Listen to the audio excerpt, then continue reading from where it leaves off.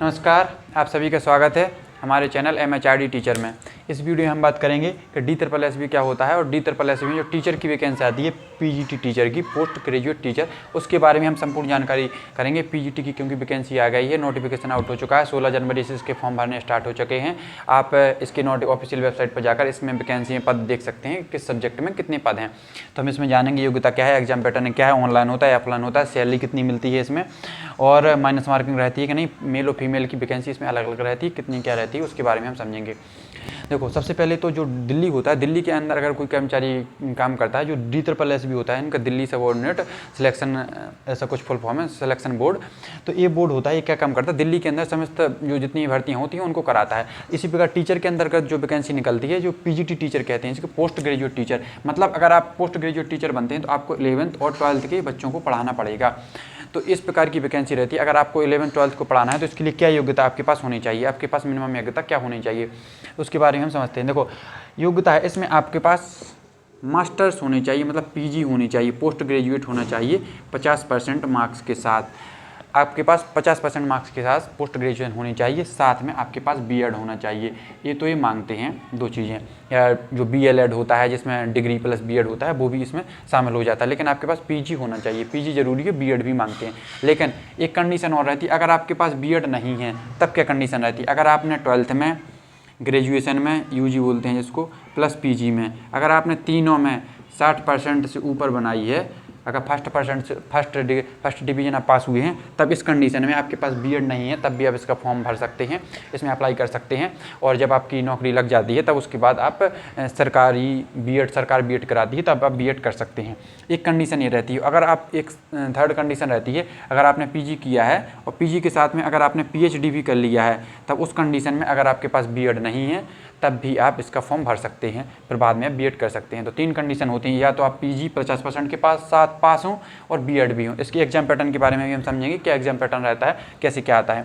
और उसके बाद करें कि 12th में अगर आपके पास BEd नहीं है तो आप 12 ग्रेजुएशन प्लस पोस्ट ग्रेजुएशन में आपकी फर्स्ट डिवीजन से ऊपर बनी है, तब आप बिना BEd के भर सकते हैं। अगर आपने PG के साथ PhD किया तब भी आप बिना PhD के भर सकते हैं। ये आपको समझ में आ गया होगा।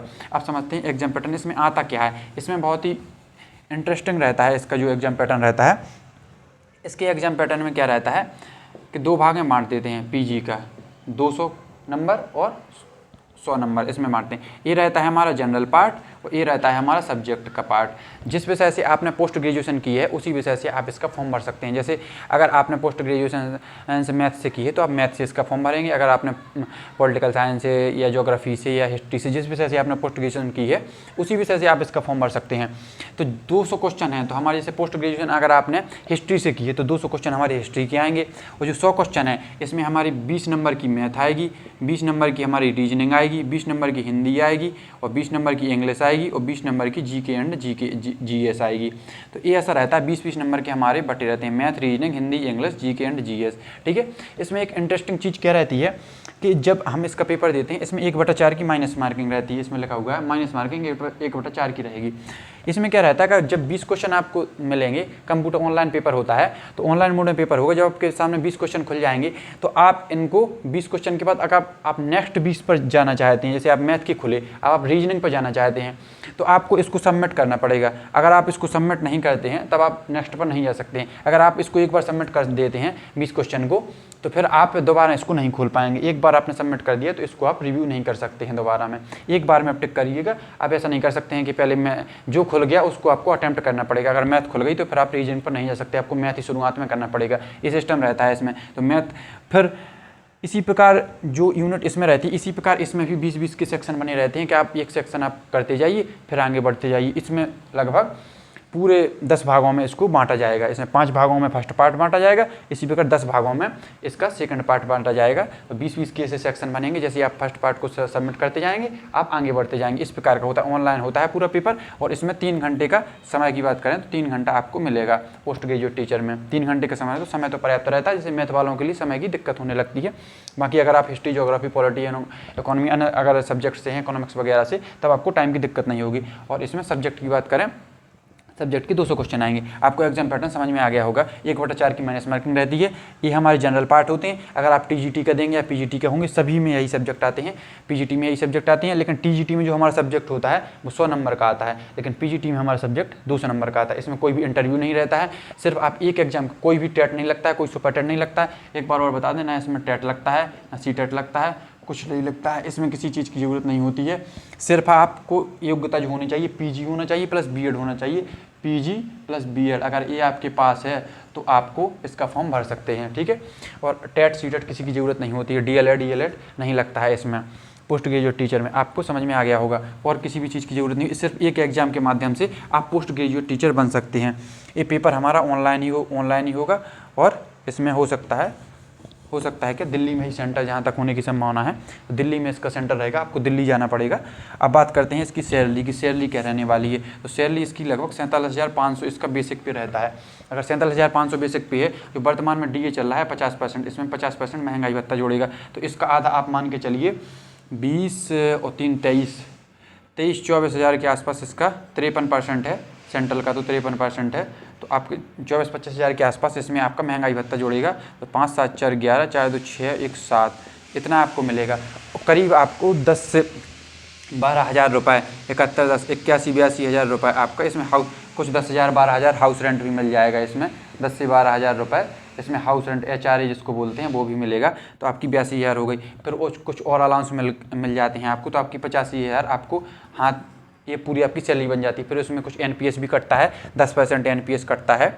इसमें 14% सरकार मिलाती है, 10% आपका कटता है। फिर वो आपको एक मुश्त बाद में फंड के रूप में दिया जाता है, कुछ पेंशन के रूप में दिया जाता है। तो वो आपको इस प्रकार दिया जाता है। तो जो हमारी इसमें 85 में से 10% आप 8-9 हज़ार घटा दीजिए, आपकी लगभग 75 हज़ार के आसपास, 76 हज़ार के आसपास आपकी सैलरी बनेगी। तो इतनी आपकी बनती है। अभी जो 8वां वेतन आयोग आने वाला है, आप ये मान के चलिए, देखो अगर 8वां वेतन आयोग आ जाता है और इसमें हमारी 47,500 बेसिक पे है, और अगर 8वां वेतन आयोग आ जाता है जिसमें कहा जा रहा है कि 2 से 2.5 गुना या 3 गुना तक बढ़ने की संभावना है। अगर ये मान के चलिए आपकी अगर 2 गुना भी सैलरी बढ़ जाती है, तो 50, इसकी अगर 2 गुना ही बढ़ जाती है, तो करीब 1 लाख तो हमारा सीधा बेसिक पे ही हो जाएगा। 1 लाख रुपए हमारी सीधी बेसिक पे हो जाएगी। उसमें कुछ HRA भी मिलेगा और कुछ और अलाउंस मिल जाएंगे। तो आप ये मान के चलिए आपकी 1 लाख, 1.25 लाख रुपए सैलरी होने वाली। बहुत ही शानदार जॉब है। अगर आप इसकी तैयारी कर सकते हैं तो इस सिर्फ एक एग्जाम के माध्यम से आप इतनी अच्छी नौकरी आप पा सकते हैं। अब बात करें कि नोटिफिकेशन इसका आ चुका है, तो नोटिफिकेशन अब 16 जनवरी से आ गया है, और फरवरी तक, अभी फरवरी में कुछ 10-15 फरवरी तक शायद इसके फॉर्म भरने, फरवरी तक इसके 10-15 फरवरी के आसपास इसके फॉर्म भरेंगे। तो इसको आप अगर भर सकते हैं। इसमें पोस्ट आप देख लीजिएगा, और इसमें पोस्ट का विवरण रहता है। इसमें देखो एक और फ़ायदा रहता है कि मेल वाले मेल में रहते हैं, फीमेल वाले फीमेल में रहते हैं।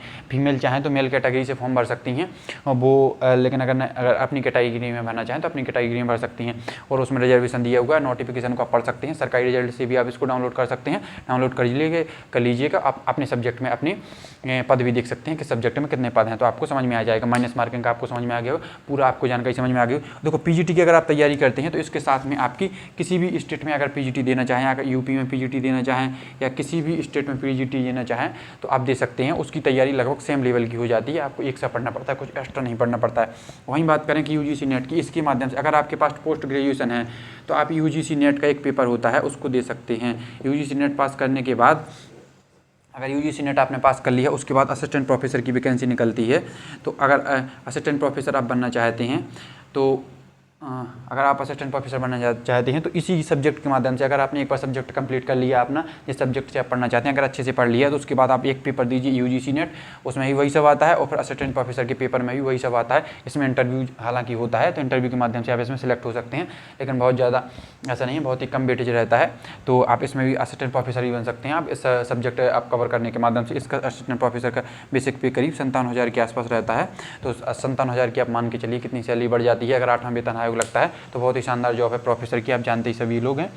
तो इसी सब एक सब्जेक्ट के माध्यम से आप तैयारी कर सकते हैं। आपको ऐसा नहीं है कि 10-12 सब्जेक्ट पढ़ने। अगर एक बार आपने अपने जैसे ज्योग्राफी से हैं या हिस्ट्री से हैं, आपने हिस्ट्री एक बार अच्छे से कंप्लीट कर ली तो वो आपको 200 नंबर DSSS में देंगे। और अगर आप नेट का पेपर देते हैं उसमें 100 क्वेश्चन आते हैं, उसको भी आपको अच्छे से कर सकते हैं। अब इसके बाद नेट के बाद आप असिस्टेंट प्रोफेसर का पेपर देंगे तो उसके लिए भी आप इसकी तैयारी कर सकते हैं। तो बहुत ही शानदार जॉब है। और इसका आगे जो आपका भविष्य, जो अन्य एग्जाम की तैयारी करना चाहते हैं उनके लिए भी वैकेंसियाँ आती रहती हैं। कम वैकेंसियाँ आती हैं, कंपटीशन भी कम रहता है, लोग भी तरीक हम अप्लाई करते हैं तो उसी प्रकार का नेचर रहता है। तो आप अगर इसका फॉर्म भरना चाहें तो भर सकते हैं। अगर आपको जानकारी पसंद आई है, फुल डिटेल में हमने बता दिया है, एक एक चीज़, कोई चीज़ नहीं छूटी है। अगर आपको कहीं दिक्कत आती है तो कमेंट बॉक्स में कमेंट कर सकते हैं। और अगर आपको जानकारी पसंद है तो चैनल को सब्सक्राइब जरूर कर लें, लोगों के साथ शेयर कर दें। धन्यवाद।